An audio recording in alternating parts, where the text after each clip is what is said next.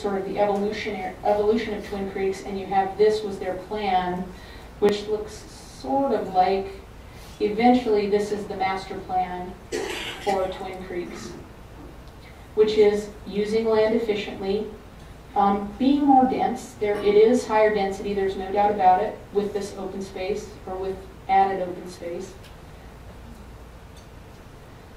And in terms of how this translates to our future energy use, I can only speak to demand. I can't speak to supply. I think our next speaker is going to speak a little bit more to supply.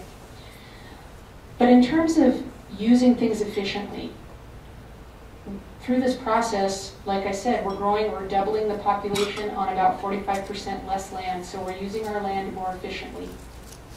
The focus is going to be, I think, not all the focus of all those urban reserve areas or those growth areas, but a significant portion of them will be focused on transit-oriented development. Development where you're having, and you've seen it, you have commercial enterprise on the first floor, and then you have residential development on the second floor. Places where buses can run because the density is high enough where a bus can actually, the transit system can work, or you can bike. And it's not to say that everyone, believe me, I love my car. I will go on record to say that. Not everyone is going to get out of their car. It's just creating opportunities where people can walk or bike or take transit to things that they need easier. They don't have to do it, but they can, and it might be easier in these kind of developments. And then I think the master planning, this planning really sets the stage for future master planning, I think, to take advantage of future energy, renewable energy technology. Direct combustion, geothermal, wind, and then energy efficiency. Look at that. So we put a range of 0 to 50 on this, but the truth is most of that energy efficiency is in insulation and windows and better lighting. And that comes in about $4 compared to all these other prices per megawatt hour. So this is the real champion for everybody here. But I guess the thing that we want to point out here is even what's considered the most expensive source of renewable energy is still cheaper than peak gas combustion. And most of these you can make in your area. Okay, just 2 more slides here. So 3 more slides. What can we do with this? Well, it's an economic development opportunity, and it's not just a near-term one for building the structures or making buildings more efficient. It's really about having a source of power that you'll be able to rely on into the future, no matter what else is happening in the rest of the world. It's going to take some coordinated effort. This can't be a government-only or a private sector-only effort. There's no way it's going to happen. The big changes we've made in this country have been when the 2 groups get together. For seeking grants, we need to get some working groups together, start thinking about how we can develop these, where the opportunities are, and get more money to get that ball rolling, and then get the public education out. So here's my favorite slide of the evening. This is the history of energy use. This is in percentage. So one thing, here we have 1800, here we have 2000.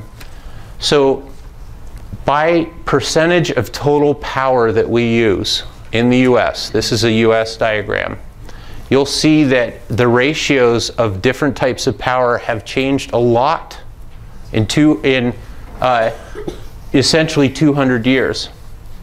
Now, if you were to look at these graphs in absolute scale, even wood that plummets from most of our energy down to barely our energy has gone up dramatically in total scale. But you'll see that there is a huge shift right around 1880 where wood got replaced with coal. You'll see that there is a huge shift at the turn of the century where electricity and gas and oil came onto the scene. You'll see that oil and gas became a much bigger part of our economy's power source right after the war. And you see that there are all these transitions that have occurred. Now, most of us there have been a few dramatic changes that we may or may not have noticed in the earlier part of some of our wiser folks' lives. But right here, in the last 40 years, we haven't experienced much of a transition.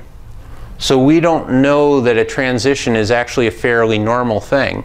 But how many people in their house have gas of any type? How many people have electricity? How many people use liquid fuels for your car? Okay, so we're all living with 3 sources now.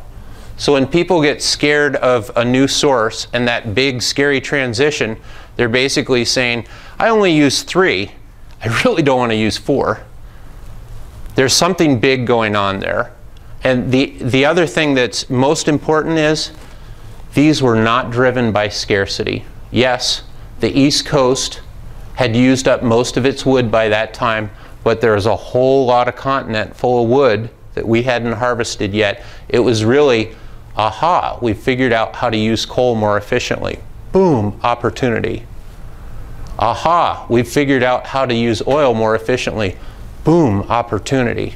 Same thing with gas, same thing with electric. Probably animal feed is the only thing that's tailing off, and that's mainly because we've got mechanized equipment. The point is, all these energy shifts have happened because of opportunity. If you looked at the solar potential and the amount of energy that could be created from solar power alone on this planet and no other planet, it completely dwarfs all other sources of energy. That is an opportunity. We don't have to go from scarcity into opportunity.